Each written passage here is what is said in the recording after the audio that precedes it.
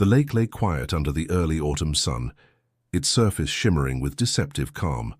A group of scuba divers prepared their gear near the boat launch, their conversations a blend of technical checks and easy banter. Among them was Jack Miller, his face weathered by years of underwater searches, his eyes carrying the focused intensity of someone who had seen the strange things lakes could hide. He strapped on his gear with practiced motions, but his mind was already beneath the surface, searching in the murky depths before he even touched the water.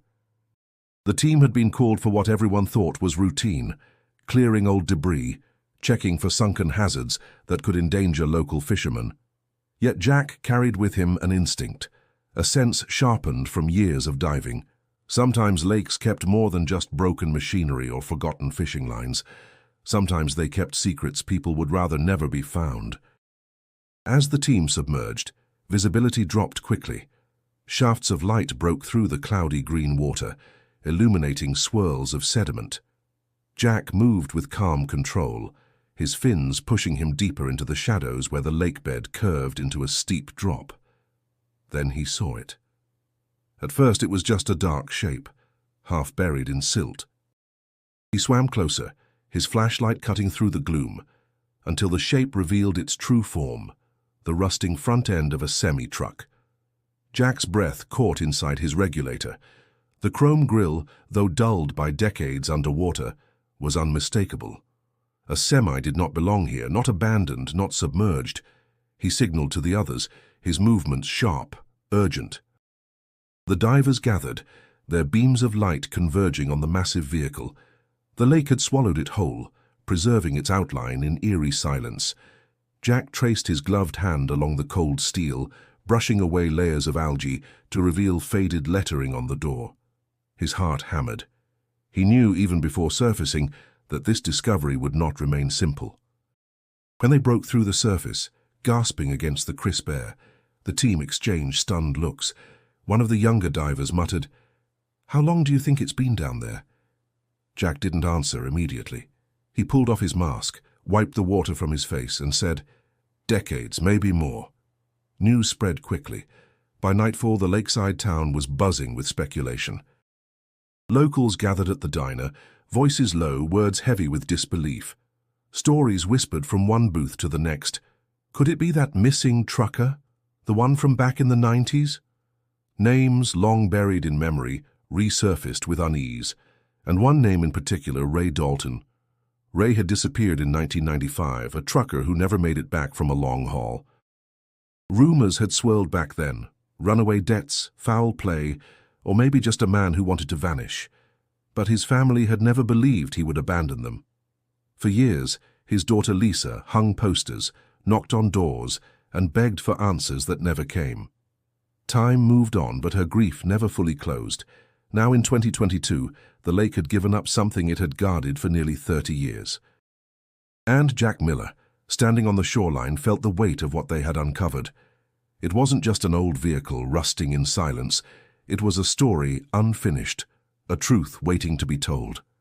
He looked across the water, the setting sun painting the lake in shades of gold and fire, and a quiet resolve hardened within him. He didn't know why, but he felt bound to this discovery, as if the past itself had called him to witness it. This was no accident waiting to be logged in a diver's report. This was a missing man's final mile. If stories like this hold you the way this one does, don't forget to subscribe to the channel so you won't miss the next mystery waiting to surface. Jack didn't yet realize how deeply this single discovery would drag him into the currents of the past, or how dangerous the truth could become once disturbed. All he knew was that the lake had spoken, and he was now listening. The days following the discovery blurred into restless nights for Jack Miller. Sleep eluded him. Each time he closed his eyes, he saw the semi resting on the lake bed, its silent presence demanding answers. He had pulled countless objects from the depths before, cars abandoned after accidents, boats left to rot, but never something that carried the weight of a human life and decades of questions. At the diner on Main Street, the usual clatter of silverware and hum of conversation had shifted into a single topic. Every booth buzzed with theories. Every counter stool became a place for speculation. An older man with a trucker's cap leaned toward his companion and whispered, "That has to be Ray Dalton's rig." Nobody else disappeared like that back then. His companion stirred her coffee and muttered, "Best to let the past stay buried." Jack sat in the corner, unnoticed, scribbling notes on a napkin. The mention of Ray Dalton had hooked him, a name that lingered like smoke in his thoughts. Who was this man? What had happened to him that night in 1995? At home, Emily watched Jack grow quieter with each passing evening. She placed a cup of tea in front of him and studied his distracted face. "You're thinking about that truck again, aren't you?" she asked gently. Jack rubbed his forehead, avoiding her eyes. "I can't stop, Em. It's not just a vehicle. There's a man tied to it, a family who never got answers. I need to know more." Emily sighed, concern etched in her voice. "You've been down this road before. You get too deep and it consumes you. What if there's nothing there but heartache?" He finally looked up, his gaze steady. Then, at least, someone cared enough to look. The following morning, Jack visited the small public library. Dusty archives lined the back shelves, and the faint scent of aging paper filled the air. He asked the librarian about old newspapers, and after a raised eyebrow, she directed him to microfilm reels. Hours passed as Jack scrolled through articles until the headline stopped him cold. "Local trucker disappears without a trace, 1995. The article painted a picture of Ray Dalton as dependable, hard-working, last seen leaving a rest stop on Highway 65. Authorities at the time suggested he may have had mechanical trouble, but searches turned up nothing. Jack pressed his fingers against the glass, tracing the black and white photo of Ray. A man with a steady gaze, proud stance, and the faint smile of someone who believed in honest work. That evening, he carried the photocopy home, setting it on the table like evidence in a courtroom. Emily shook her head as she glanced at it. "You don't even know these people, Jack." "Why are you doing this?" "Because someone has to," he replied softly. Word spread of Jack's curiosity, and soon people approached him with fragments of memory. At the gas station, an elderly woman said, "Ray was always polite, always tipped at the diner, didn't seem like the type to just run off." At the barbershop, another man muttered, "Folks said he owed money. I never believed it." Ray wasn't like that. Each story added weight to Jack's growing obsession. He carried a notebook everywhere, jotting details until the pages filled with timelines, names, and questions. Yet the more he learned, the more the mystery deepened, like the lake itself, dark, cold, and concealing more than it revealed. One night, standing alone on the porch, Jack stared out at the quiet street. The air was crisp and the town seemed asleep, but his mind churned. He whispered to himself, "Ray Dalton, what happened to you?" He didn't realize that by asking the question aloud, he was already stepping into a story far larger than he imagined. Jack began piecing together Ray Dalton's story through the voices of those who still remembered him. He started with the diner, the heart of the town where gossip, grief, and laughter had always mingled over steaming plates of bacon and eggs. The waitress, an older woman named Patty, leaned on the counter as Jack asked about Ray. Her eyes softened with memory. Ray was the kind of man who ordered the same thing every morning, 2 eggs sunny side up, hash browns, and black coffee. Sat at that booth by the window, always left a couple of dollars extra on the table. Not many like him these days. She shook her head, then lowered her voice. His disappearance broke people's hearts, especially his little girl. That name, Lisa Dalton, kept surfacing. Jack knew he had to find her, though he worried about reopening old wounds. He tracked her down through a mutual contact at the post office, and after a hesitant phone call, Lisa agreed to meet him.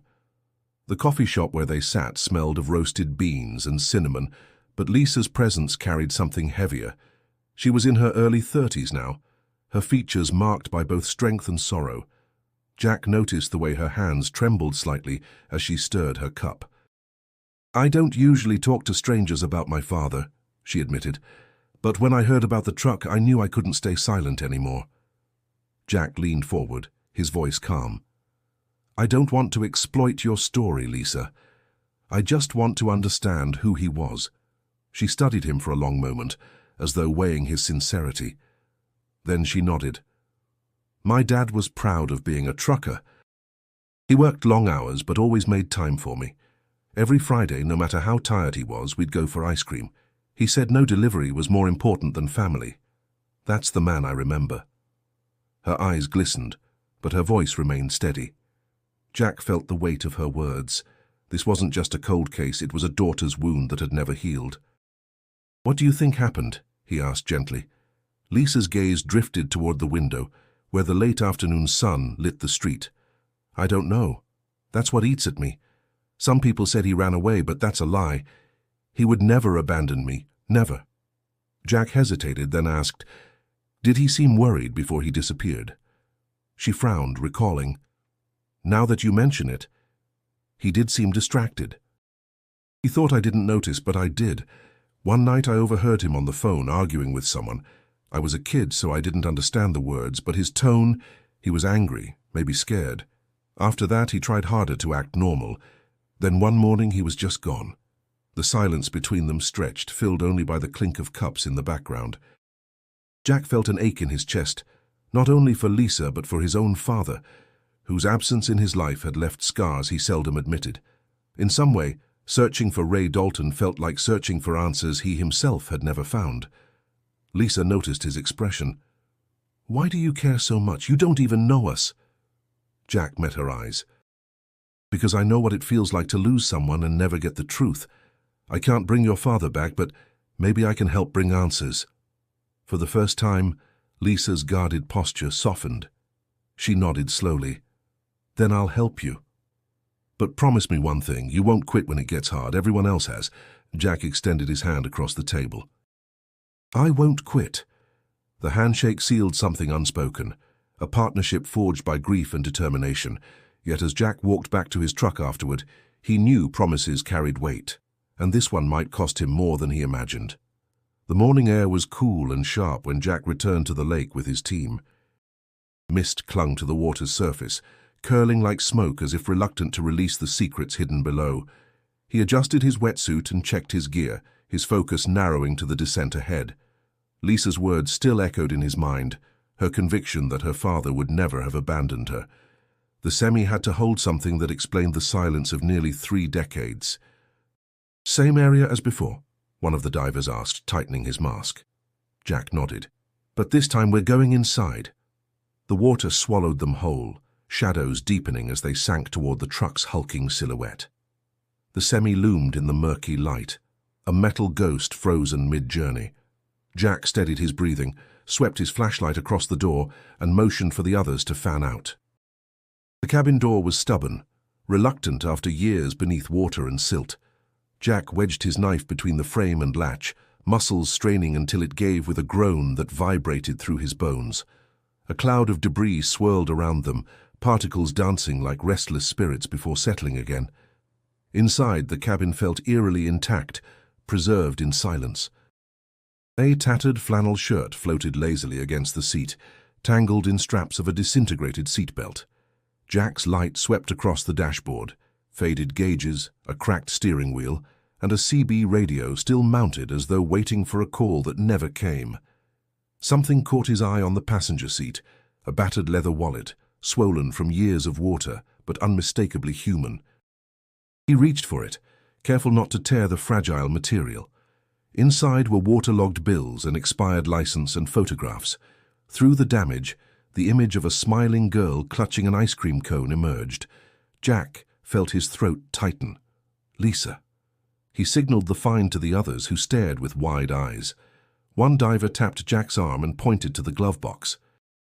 Jack pried it open, revealing maps sealed in plastic bags, faded but legible. They marked routes across state lines, one circled in red. The team surfaced with the discoveries, clambering onto the boat where the chill air bit against their wet suits. Jack laid out the wallet, the license bearing Ray Dalton's name, the photograph still recognizable despite the years. The younger diver exhaled, shaking his head. "No question now, it's him." Jack stared at the photo of Lisa, her childhood smile frozen in time. He thought of the woman he had spoken to days earlier, her voice trembling as she described her father's devotion. The evidence made her words undeniable. Ray hadn't left willingly. Something had stopped him. Authorities arrived later, taking the items into evidence. The sheriff, a broad man with grey at his temples, glanced at Jack with a mixture of respect and irritation. "We'll handle it from here," he said gruffly. Jack bristled. "With all due respect, Sheriff, this isn't just paperwork. That man's family deserves answers." The sheriff sighed, clearly weary. "And we'll do our best. But 30 years is a long time. Sometimes the lake just swallows things we can't explain." The dismissal stung, yet it fueled Jack's determination. Walking back to his truck, he couldn't shake the image of that wallet, the family photos kept close even in death. Ray Dalton hadn't disappeared because he wanted to. Something had happened that night, something powerful enough to sink both man and machine beneath these waters. Jack rested his hands on the steering wheel, staring across the still lake. He whispered under his breath, "You deserve more than silence, Ray. And I'm not stopping until we find it." The vow felt heavier than the lake itself, but Jack carried it willingly. He had crossed a threshold, and there was no turning back. Jack's discovery should have been a turning point, but instead it became a wall he slammed into again and again. The sheriff's office collected the wallet, the license, the photographs, and then slipped into silence. Days passed with no updates. Each time Jack called, the receptionist gave him the same line, "The investigation is ongoing." It sounded more like a door closing than progress being made. At the diner, where gossip had once swirled with excitement, the mood shifted. Conversations stopped when Jack walked in. A group of older men at the counter muttered under their breath, one of them saying loud enough for him to hear, "He's stirring things up that ought to stay buried." Jack felt the weight of their eyes pressing against his back. One afternoon, while fueling his truck, a man approached him, stocky with a farmer's tan and the kind of stare meant to intimidate. "You think you're some kind of hero?" the man asked. Jack tightened the gas cap, refusing to flinch. "I think a family deserves answers." The man stepped closer. "You keep digging, you're gonna hurt people who don't need hurting. You hear me?" Jack met his gaze.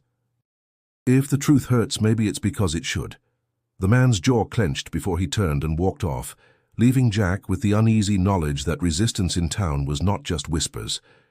At home, Emily noticed the change in him. He spent hours on the phone, scribbling in notebooks, connecting dots that nobody else wanted to see. She set down dinner one evening, her tone edged with frustration. "Jack, you're barely here anymore. You eat in silence, you don't sleep, and when you do, you dream about that truck. I can't compete with a ghost." Jack put down his fork, guilt rising in his chest. "I know I'm distant, but Em, it's more than a truck. It's a man, it's his daughter. It's 3 decades of silence. If it were your father, wouldn't you want someone to care?" Her eyes softened for a moment, then hardened again. "Of course I would. But what if this eats you alive before you find anything? What if there's nothing left of us when you're done?" Jack had no answer. He reached across the table, but she pulled her hand back, leaving him with silence heavier than any words. Just when the frustration threatened to drown him, an unexpected voice cut through the noise. Detective Karen Torres, retired but still sharp, called him after hearing about the find. They met in a quiet cafe, her grey hair pulled into a tight bun, her presence commanding even without a badge. "I worked Ray Dalton's case back in '95, she said, her voice low. "Back then, resources were thin, and there was pressure to close files fast, but I never believed he just ran off."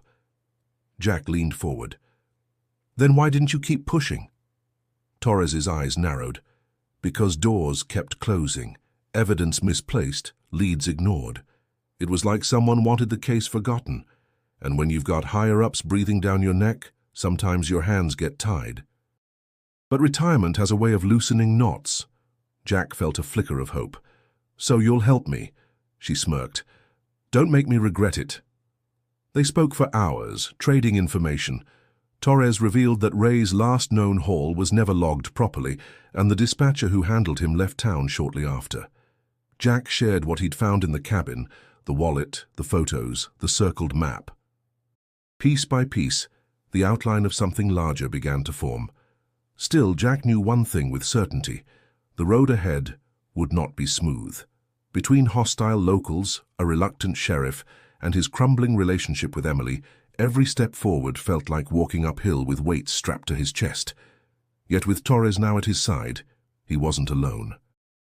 As he left the cafe that night, cool air brushing his face, Jack muttered to himself, "If they think I'll back off, they don't know me at all." The interstate stretched for miles, a ribbon of grey cutting through farmland and forest. Jack drove it with the window down, the hum of tires on pavement carrying him toward places Ray Dalton had once known by heart. Truck stops dotted the road like familiar landmarks, each one holding the possibility of a memory left behind. His first stop was a dusty lot in Missouri, where rigs lined up like sleeping giants. Inside the diner attached to the stop, the smell of frying oil and coffee hung heavy in the air. Jack scanned the faces of men weathered by miles, their ball caps tilted low, their shirts faded by sun and time. He approached cautiously, aware that outsiders rarely won trust quickly in this circle. An older trucker with a silver beard and calloused hands eyed him. "You're not a driver," the man said flatly. "No," Jack admitted, "but I'm looking for someone who was. Ray Dalton. Drove in the mid-90s. Maybe you knew him." The man's eyes narrowed with recognition.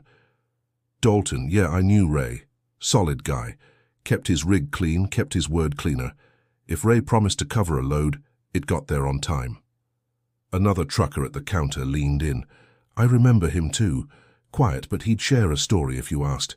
Carried pictures of his little girl everywhere.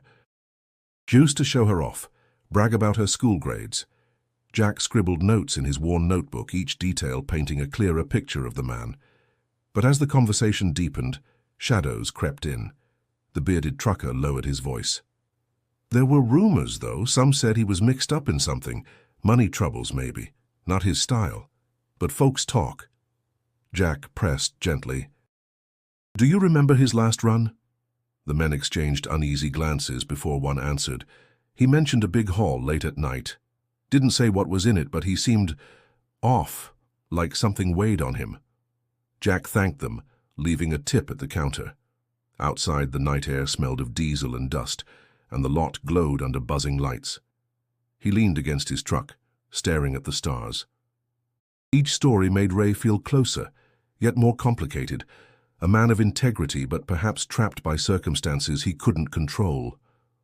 Over the next week, Jack visited more stops across Arkansas, Tennessee, and back roads along Highway 65. He listened to voices roughened by miles of asphalt and sleepless nights. At one small cafe in Tennessee, a retired driver named Hank spoke with conviction. "Ray wasn't reckless. If something happened, it wasn't by choice. He once told me the only thing that scared him was letting his daughter down. That man would have fought tooth and nail to get home." Jack felt a swell of respect, mixed with sorrow. "Then why didn't he?" he whispered more to himself than to Hank. Hank's weathered face tightened. "Sometimes the road doesn't give a man a choice." Back in his motel room that night, Jack spread his notes across the bed. Patterns began to form. Ray was remembered as honorable, a man who loved his daughter and valued his word. Yet whispers of tension surrounded his final haul. Jack circled the words "big load," "off behavior" in his notebook, underlining them twice. His phone buzzed. It was Lisa. Her voice carried both curiosity and fear. "Did you find out anything?" Jack hesitated before answering. "People remember your father as a good man. No one believes he walked away. But there are hints. Maybe something about his last job wasn't right." There was a pause. "I knew it," Lisa said, her voice trembling. "He was trying to protect me. I could feel it, even back then." Jack closed his notebook, exhaustion pulling at him, but a stronger force pushed him forward. The Brotherhood of Truckers had given him fragments, and those fragments whispered of a secret Ray carried to his grave. The road ahead promised only harder questions, and Jack was already steering straight into them. The rumble of the highway filled Jack's cab as he steered along the same stretch Ray Dalton had traveled nearly 30 years earlier. He wanted to understand the solitude of those endless miles, the weight of silence that truckers carried when the radio grew static and the night stretched forever. The road had a rhythm, long pauses between gas stations, dim lights of diners glowing like small beacons against the darkness. It was easy to imagine Ray driving here, his mind burdened by something unseen. Jack stopped at a rundown rest area. The vending machines hummed faintly, their lights flickering. A trucker sat smoking on the curb, his rig idling nearby. Jack approached, introducing himself carefully. "I'm trying to piece together the last run of a driver named Ray Dalton. He vanished in '95. You ever hear about him?" The man squinted, blowing smoke into the night. "Dalton? Yeah, rings a bell. Heard he went missing with his rig. Folks said maybe he skipped out on debts." Jack shook his head. "I've talked to people who knew him. They all say he wasn't that kind of man." The trucker gave a dry laugh. "Doesn't matter what kind of man he was. Out here, the road eats good men alive same as bad, and sometimes companies don't want questions asked." Jack leaned closer. "What do you mean?" The man stubbed out his cigarette and stood, his expression guarded. "Just saying, sometimes a driver gets asked to haul more than freight. And if he asks the wrong questions, he don't make it home." He climbed back into his rig before Jack could press further, leaving behind a cloud of exhaust and unease. Jack's thoughts churned as he drove on. The loneliness of the road seeped into him, a hollow ache that made him better understand the life Ray had lived. Each mile was a test of endurance, each shadow a reminder that one mistake could erase a man completely. He stopped at another station down the line, where fluorescent lights buzzed overhead and the clerk barely looked up from a magazine.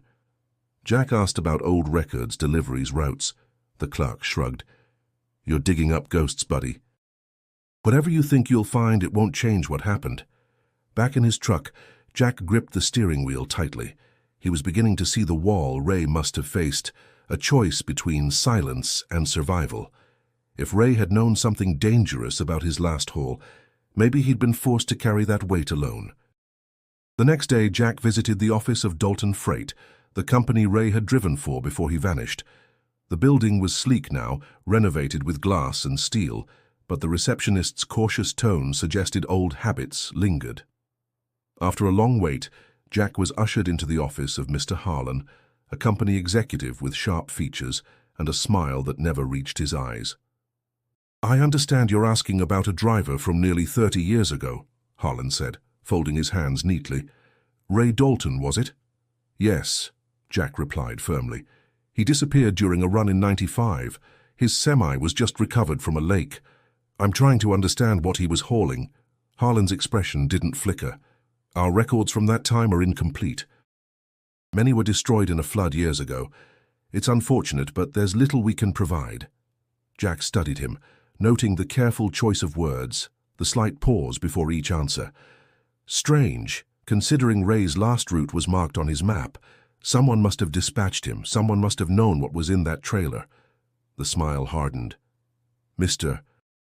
Miller, sometimes the past doesn't offer clarity. Chasing it can cause more trouble than it's worth. My advice, let it rest." Jack left the office with frustration burning in his chest. The polished hallways, the sterile smell of new carpet, the forced politeness, it all reeked of concealment. He stepped into the sunlight, jaw tight. The message had been clear. Stop asking questions. But as he looked out at the highway stretching toward the horizon, Jack knew that silence wasn't an option. Ray Dalton had carried something more than cargo that night, and whatever it was, it had cost him his life. The nights grew longer, not because of the season, but because of the distance that stretched inside Jack's house. He came home late, carrying files, scribbled notes, and restless energy that refused to die. Emily waited for him at the kitchen table, arms crossed, the glow of a single lamp casting hard shadows on her face. "You missed dinner again," she said quietly, though the sharpness in her tone cut deeper than raised words ever could. Jack set his bag down, rubbing the back of his neck. "I lost track of time. I was following up on a lead." Emily shook her head, her voice rising. "That's what you said yesterday and the day before that. Jack, you're disappearing into this. I don't even recognize the man I married anymore." He met her gaze, guilt gnawing at him. "I can't stop now, Em. Every piece I uncover shows Ray Dalton didn't just vanish. He was pushed into something. If I quit, his daughter never gets closure." Emily's chair scraped against the floor as she stood. "And what about us? Do we get closure if this obsession ruins everything we've built? The silence that followed was thick, broken only by the hum of the refrigerator. Jack wanted to argue, to defend himself, but the truth hung heavy. He was slipping away from her. Later that night, lying awake while Emily turned her back to him, Jack stared at the ceiling. The weight of her words pressed down on him. He thought of Lisa's trembling voice, her plea not to quit, and wondered if he could balance both promises, to the woman who loved him and to the daughter of a man long gone. The next morning, Jack sat on the porch, coffee cooling in his hands, when Lisa called. Her voice cracked through the static. "I can't stop thinking about the truck, about what might have been in it." Jack hesitated. "Lisa, I need you to know, this search isn't easy. People don't want me digging. They'd rather the truth stay buried." "Then that means you're on the right track," she said firmly. "My father deserves the truth." "Don't let them scare you off." Her conviction steadied him, but Emily's absence from the breakfast table reminded him of the cost. He knew the road ahead would demand more sacrifices. That afternoon, Jack met Detective Torres at her modest home. Papers were spread across her dining table, old police reports mixed with her fresh notes. She glanced up at him. "You look tired." "I am," Jack admitted. "Emily thinks I'm losing myself." Torres studied him with a keen eye. "She's not wrong. Cases like this, they take everything if you let them. I've seen marriages collapse under less." Jack sighed. "But if I stop, what does that make me? Just another person who walked away?" Torres leaned back, her expression softening. "It makes you human. But I get it, Jack.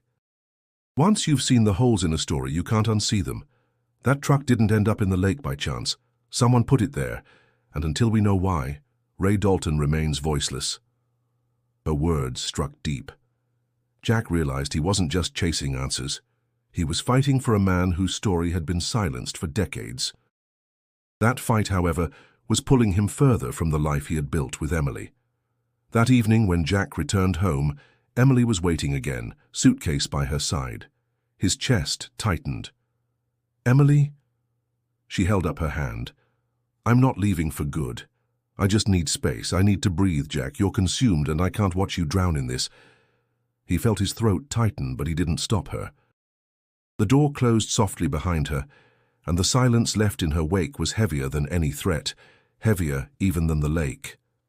Jack sank into a chair, burying his face in his hands. For the first time, he wondered if solving Ray Dalton's mystery would cost him everything else he loved. Detective Karen Torres led Jack through the dimly lit basement of the county records office. The air was thick with the smell of dust and old paper, the silence broken only by the hum of fluorescent lights overhead. Rows of metal shelves stretched into the distance, sagging under the weight of forgotten files.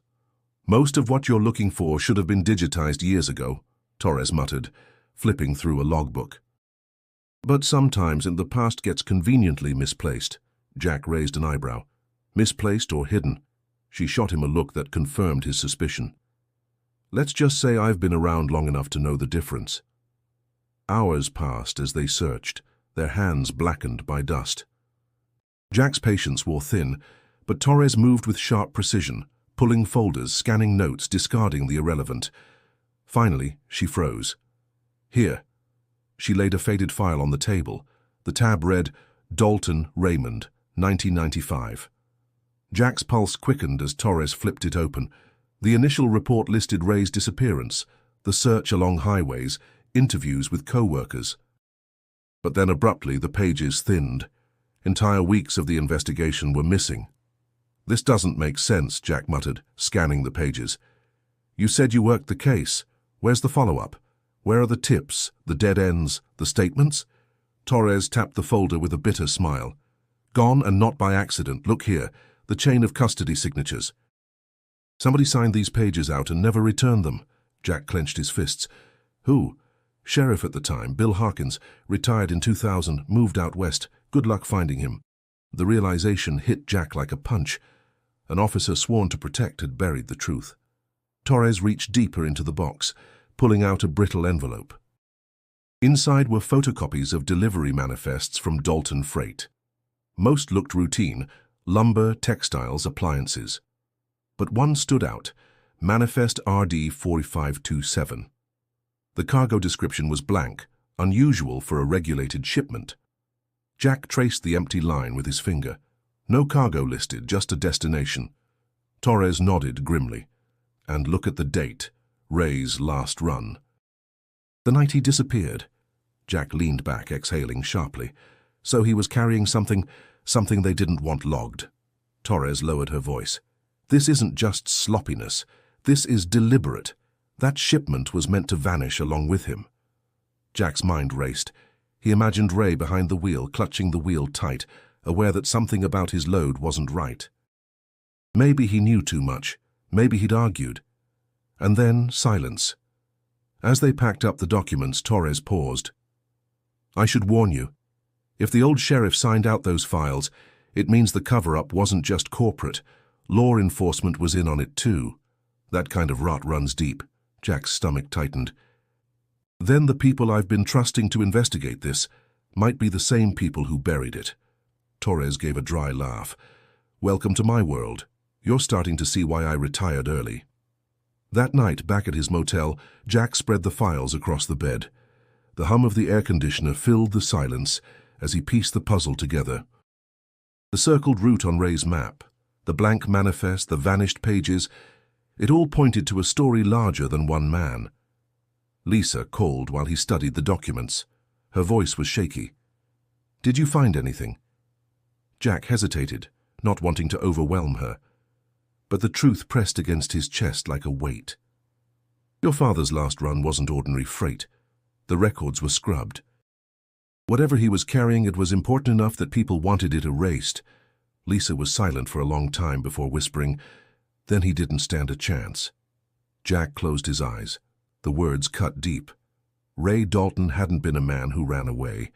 He'd been a man caught in a storm too powerful to escape. And now Jack was standing in the same storm, knowing it would only grow darker from here. The first sign that Jack was getting too close came as a shadow rather than a strike. He returned to his motel room one evening to find the door unlocked, though he was certain he had latched it that morning. Inside, the air felt disturbed. His notebooks lay scattered on the floor, pages torn, maps crumpled. Whoever had been there hadn't stolen anything. They'd come to destroy. Jack knelt, picking up what was left of his notes. His chest tightened as he smoothed out the ruined pages. Whoever did this wanted him to know he was being watched. When he called Torres, her response was calm but heavy. They're warning you. They want you scared enough to quit. Jack gritted his teeth. Then they don't know me. Fear only sharpens me. Don't underestimate them, Torres cautioned. If they broke into your room, they can do worse. Be careful where you step, Jack. That night, he sat in his truck outside the motel, unable to sleep inside those walls. The glow of the dashboard clock marked each passing hour, his mind replaying Lisa's voice, her belief that her father had been silenced. Jack now understood the cost of pursuing the truth. It demanded courage, but it also attracted enemies. The next morning, as he drove toward a meeting with Torres, a pickup truck tailed him too closely on a rural stretch of road. At first, he dismissed it as impatience, but the truck stayed glued to his bumper even as the road widened. Then it swerved suddenly, trying to force him toward the ditch. Jack gripped the wheel, heart pounding, and accelerated. Gravel sprayed behind him as he pushed his engine harder. The truck followed for several tense miles before peeling off onto a side road, leaving Jack shaken but unbroken. Later, at Torres's house, he told her what happened. She leaned against the table, arms crossed. That was no random driver. Someone's sending a louder message now. Jack's jaw tightened. Then we're closer than I thought. Meanwhile, Emily called for the first time since leaving. Her voice was strained, carrying both worry and anger. Jack, I heard about the motel. People are saying you're stirring up things you shouldn't. What are you doing to yourself? He swallowed hard, torn between honesty and reassurance. I'm following the truth, Em. I can't stop now, not when I'm this close. Her silence on the other end stung more than words. Finally, she whispered, If you can't let go, then at least promise me you'll survive it. I'll try, Jack said, though he wasn't sure he believed it himself. Days blurred together, each one adding new tension. Anonymous calls rang his phone at odd hours, silence hanging on the line before the click of disconnection. Once he found a note slipped under his windshield wiper. "Drop it, or you're next." Lisa noticed the strain when they met to review the recovered documents. "You look exhausted," she said, concern softening her voice. Jack forced a smile. "Comes with the job." Her eyes narrowed. "This isn't just about a job, they're trying to break you." He glanced down at the photo of Ray, worn and water-stained, that he now carried in his wallet. "Then they'll have to try harder." For the first time, Lisa reached across the table and squeezed his hand. "Don't carry it alone. My father didn't deserve what happened to him. But if we're going to get answers, we need to be ready for the fight." Jack nodded, gratitude flickering beneath his exhaustion. Together, they were bound by loss and determination. The pressure around him was mounting, every step dogged by threats, but the fire inside him only burned hotter. The storm was gathering, and Jack knew he had already chosen his place within it. The lake was still, its waters reflecting the pale sky like a mirror that refused to reveal its secrets. Jack stood at the shoreline with Detective Torres, the autumn wind biting at their faces. He had been here before, but now he returned with sharper eyes, searching for what he had missed. The threats against him only deepened his conviction that Ray's semi carried more than a man's life. It carried proof of something someone was desperate to hide. Torres adjusted her wetsuit with the calm precision of a woman who had prepared for countless battles. "We know there's more in that trailer," she said, her voice firm. "If they went through all this trouble to bury it, then what's inside matters." Jack nodded, his jaw tight. "And we're going to find it." The water embraced them in cold silence as they descended again into its murky depths. Jack's flashlight swept across the familiar silhouette of the semi, still entombed in silt, its bulk a silent monument to Ray Dalton's last ride. This time, however, they weren't interested in the cab. They circled toward the trailer. The doors were sealed, their hinges rusted into stubbornness. Jack pried at them with his knife, muscles straining. At last, with a metallic groan that echoed through the water, one hinge gave way. A cloud of sediment exploded outward, blinding them momentarily. Torres steadied him, and together they shone their lights inside. What they saw pulled the breath from Jack's lungs. Crates, stacked tightly, filled the trailer. Many had collapsed under years of pressure, but enough remained intact to reveal stenciled markings and faded barcodes. Jack swam closer, brushing away grime. The contents inside weren't furniture or lumber. The shape of machinery gleamed faintly beneath the corrosion. Electronics, high-value equipment, the kind that should have been tracked and secured.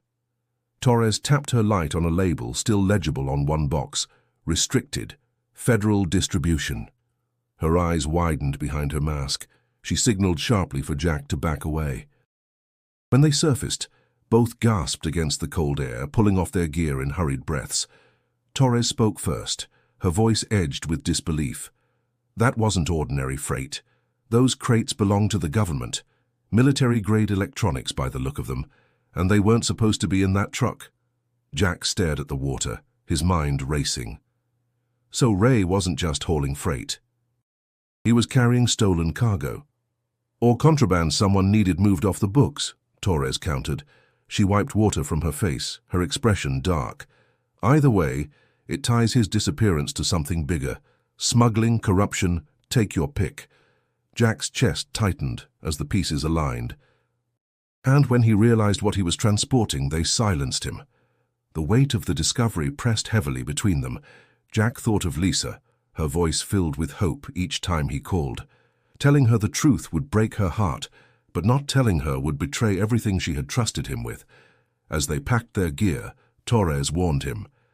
"This changes the stakes, Jack. Whoever orchestrated this had power, enough to hide federal property for nearly 30 years. Now that you've seen it, you're a liability to them." Jack nodded, his resolve unshaken.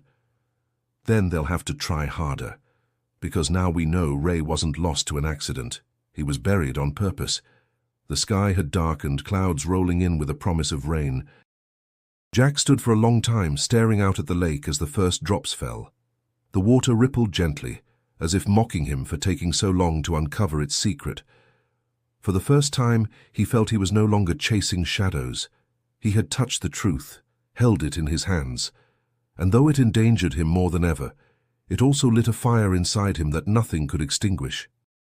Lisa sat across from Jack in her modest living room, her fingers twisting the edge of a cushion as though she needed something to anchor her.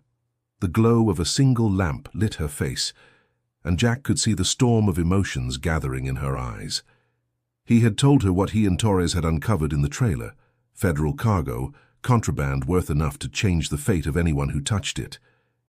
For a moment she was silent, her gaze fixed on the floor.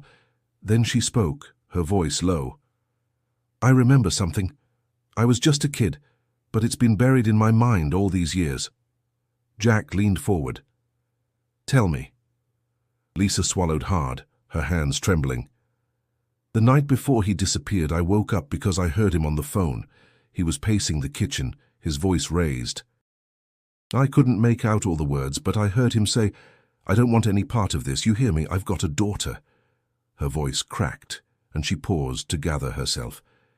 Jack felt the weight of her memory settle like a stone in his chest. "I was too scared to come downstairs," she continued. "I just sat at the top of the steps, listening.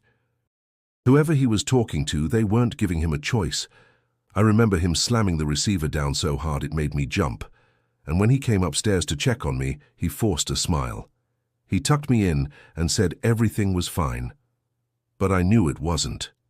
Jack's throat tightened. "Lisa, why didn't you ever tell anyone before?" Tears welled in her eyes.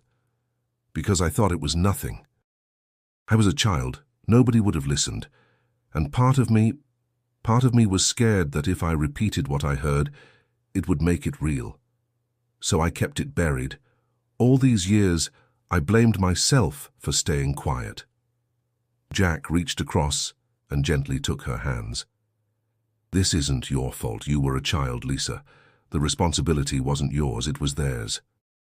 The men who forced him into that situation, the people who chose silence over justice, not you." Her tears spilled freely now, her voice trembling. "He was trying to protect me. That's why he didn't walk away, even when he knew it was dangerous. He thought he could handle it. But they didn't give him the chance." Jack felt a surge of anger at the faceless men who had cornered Ray Dalton and at the decades that had stolen Lisa's peace. Yet beneath the anger, he also felt a deeper resolve. This wasn't just about uncovering corruption anymore. It was about honoring a father's sacrifice, ensuring his daughter knew the truth he had fought for. Torres, who had been quiet until now, finally spoke. "What you remember changes everything, Lisa. It means Ray wasn't complicit. He was coerced, and that distinction matters. If he resisted, that's why they silenced him. That's why they buried him in that lake." Lisa nodded, wiping her tears. "Then promise me this. Promise me you'll finish what he started. That you'll make sure the world knows he didn't abandon me. He was taken from me." Jack's voice was steady, though emotion surged inside him. "I promise. I won't stop until his story is told." The room fell into silence, the kind that carried both grief and strength. Lisa's memory had cracked open the final layer of denial. Ray Dalton hadn't been a man who disappeared. He had been a father who fought against forces larger than himself, and for that, he had paid the ultimate price. As Jack left her house that night, the cool air hit his face, sharp and bracing. The road ahead felt more dangerous than ever, but Lisa's words echoed within him. Her father had resisted, her father had fought, and now Jack carried the weight of that fight into the dark unknown. Jack and Detective Torres knew the trail pointed in one direction, toward Dalton Freight's leadership, the same company that had turned polished and pristine over the decades while hiding a rotten past. The name that surfaced again and again was Charles Harlan, the executive who had dismissed Jack's questions weeks earlier. He hadn't just brushed him off, he had slipped, revealing details no innocent man should have known. They arranged a meeting under the pretense of seeking clarification. The company's office gleamed with glass walls and polished marble floors, the kind of setting meant to intimidate outsiders with its sterility. Jack's boots echoed against the floor as he followed Torres into Harlan's office. Harlan rose from behind his desk, his smile as thin as glass. "Mr. Miller, Detective Torres, To what do I owe this visit? I thought I'd made myself clear the last time we spoke. Jack's jaw tightened.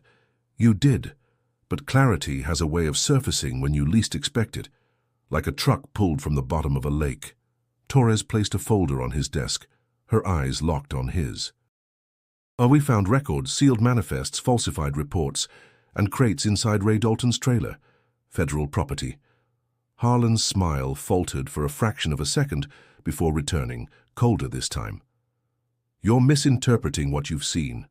Old files, damaged cargo, hardly reliable evidence. Jack stepped closer, his voice sharp.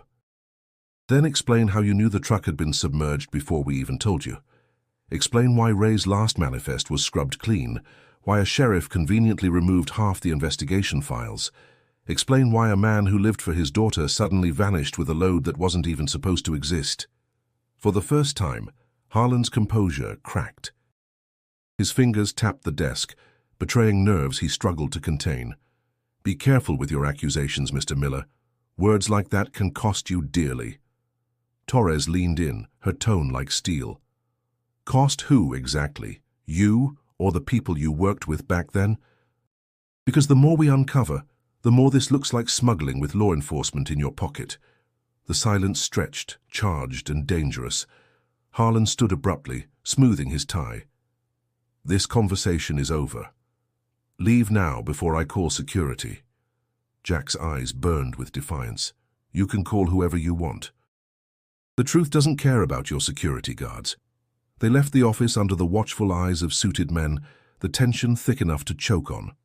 Outside, Torres exhaled sharply. He's hiding something. That little slip in there. He gave himself away. He knew details only someone involved would know. Jack's pulse raced, but anger wasn't all he carried. Beneath it was unease. Harlan's veiled threats were more than bluffs. The break-in at his motel, the truck that tried to run him off the road, they all pointed to men with power and reach. That night, the danger became more than theory. Jack was driving home when headlights flared in his rearview mirror. A black SUV accelerated behind him, forcing him toward the guardrail. His hands clenched the wheel, adrenaline surging. At the last second, he swerved onto a side road, gravel spraying as the SUV roared past, disappearing into the night. Breathing hard, Jack pulled over, his heart pounding in his ears. He knew then, Harlan's warning wasn't just words. Someone wanted him silenced, just as Ray Dalton had been silenced. Later, when Jack told Torres, her expression was grim. They're escalating. That means we're close to breaking them. Jack nodded, determination burning through his fear. If Ray Dalton died fighting to protect his daughter, then I can't back down now. They tried to erase him. I won't let them. The confrontation had stripped away the polished lies and left only raw truth. Harlan was no longer a businessman with vague connections. He was a man cornered, desperate to keep secrets buried, and Jack knew desperate men were the most dangerous of all. The air in Jack's lungs felt heavier each day, as though the weight of Ray Dalton's story pressed against him from all sides. After the near miss with the black SUV, he knew the walls were closing in. But instead of deterring him, the danger gave him clarity. The truth had to be forced into the open no matter the cost. Detective Torres agreed. Sitting at her kitchen table, she spread the files across the wood, her eyes sharp with determination. We can't rely on local authorities. Too many of them were tangled in this. If we want justice, we need leverage. Jack frowned. What kind of leverage? Public pressure, she said simply. Once the story's out, they won't be able to hide. Too many eyes will be watching. Lisa joined them later that evening, her face pale but resolute. She listened quietly as Torres laid out the plan, leaked the evidence to a national outlet. Not just the crates, not just the files, but the entire story, including Ray's resistance and the attempts to erase him. Jack studied Lisa. It'll put you in the spotlight. Are you ready for that? Her voice didn't waver. I've lived my whole life in the shadow of his disappearance. If telling the truth means stepping into the light, then I'm ready. The leak was precise, orchestrated carefully. Within days, headlines exploded. Truck pulled from lake tied to missing trucker, stolen federal cargo. News stations ran the story, images of the recovered trailer flashing across screens. Reporters camped outside Dalton Freight, demanding answers. The public, fascinated by the mystery and enraged by the cover-up, applied the pressure Torres had promised. Harlan's carefully constructed facade began to crack. Under scrutiny, his confident denials looked brittle. "This company has no involvement with stolen goods," he told reporters, his smile strained. "Ray Dalton's disappearance was a tragedy, but linking us to it is irresponsible." But the more he spoke, the more the inconsistencies surfaced. Former employees came forward anonymously, confirming whispers of irregular shipments in the 90s. One admitted, "We all knew there were runs that didn't add up. Ray wasn't the only one who asked questions, he was just the one who didn't make it back." The revelations forced federal investigators to step in, reopening a case long thought buried. For Jack, it was both vindication and a chilling reminder of how much power had been used to keep it hidden. Lisa watched the news coverage with tears in her eyes. "They're finally saying his name. After all these years, people are finally hearing about my dad." Jack sat beside her, his voice quiet. "And they're hearing the truth, that he didn't run, that he didn't abandon you." He fought back. Torres, standing by the window, wasn't celebrating yet. Don't mistake this for victory. When people like Harlan are cornered, they don't surrender, they lash out, and we've just backed him into a corner. Her warning came true sooner than Jack expected. Late one night, while driving back from an interview with investigators, he noticed the same black SUV trailing him again. This time it didn't try to run him off the road. It simply followed mile after mile, its headlights burning into his mirrors like a silent threat. Jack gripped the wheel, a bead of sweat sliding down his temple, but he refused to give them the satisfaction of fear. He drove steadily until the SUV finally turned away. Back at the motel, he sat in the dark, staring at the ceiling. The truth was out, yes, but the fight wasn't over. For Ray Dalton, for Lisa, for the years of silence, they had won a battle. But war still lingered in the shadows, waiting. As the clock ticked past midnight, Jack whispered to himself, steady and certain, "You're almost free, Ray. Almost." The storm that had hovered for months finally broke when federal investigators announced their findings. Charles Harlan and several associates were implicated in a smuggling operation that had moved restricted government cargo through back channels during the mid-1990s. Ray Dalton had been the driver caught in the middle, an honest man coerced into carrying stolen goods who refused to remain silent. His resistance had cost him his life, and his rig had been pushed into the lake to erase both him and the evidence. The news sent ripples through the community. People who had once whispered doubts about Ray now spoke his name with respect. Old rumors of debts and desertion faded, replaced by acknowledgement of his courage. For Lisa, it was bittersweet vindication. She stood at the lakeshore one quiet morning with Jack and Torres, staring at the water that had hidden her father for nearly 3 decades. "I spent so many years wondering if he left me," she said softly. "Now I know he stayed true to who he was, even when it cost him everything." Jack placed a hand on her shoulder. "He didn't just stay true, Lisa. He fought." And because of that, the truth finally came out. Tears welled in her eyes, but this time they weren't born only of grief. They carried relief. "Thank you, Jack, for not giving up when everyone else did." Jack's own chest ached at her words. In fighting for Ray, he had also confronted the absence in his own life, the unanswered questions about his father, the emptiness that had haunted him. Helping Lisa find closure had brought him a step closer to his own. Torres, ever the realist, added with quiet gravity, "Justice is never clean. Ray's gone, and nothing will change that. But his name has been cleared, and sometimes that's the most we can wrestle from the past." In the weeks that followed, Dalton Freight crumbled under lawsuits and investigations. Harlan's smug facade disappeared once and for all as he faced charges, his empire unraveling piece by piece. The town began to heal, though scars remained, scars of trust broken, of lives altered by decades of silence. Jack returned home, the air different now, lighter yet filled with the weight of choices made. Emily was waiting for him. She hadn't seen the full scope of what he endured, but she had followed the headlines. felt the tension in every phone call, and feared for him every night he didn't come home. When he walked through the door, she met him with both relief and hesitation. "You look like a man who's carried too much for too long," she whispered. Jack's voice was steady, but tired. "Maybe. But some things are worth the wait." They sat together, hands tentatively finding each other again. Jack knew rebuilding their bond would take time, but for the first time in months, he felt the ground under his feet again. One evening, as the sun sank low and painted the sky in hues of fire, Jack drove back to the lake alone. He stood at the edge of the water, watching ripples spread across its surface. The place no longer felt like a tomb. It felt like a witness that had finally been forced to speak. He whispered into the wind, "You're free now, Ray." And so is she. The silence that followed was no longer heavy. It was peaceful. Jack walked away from the shore with resolve in his step.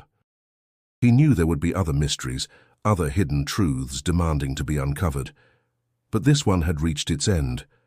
Ray Dalton's story had been told, his voice restored, his daughter finally at peace. If this story moved you, make sure to subscribe to the channel so you don't miss the next journey into hidden truths.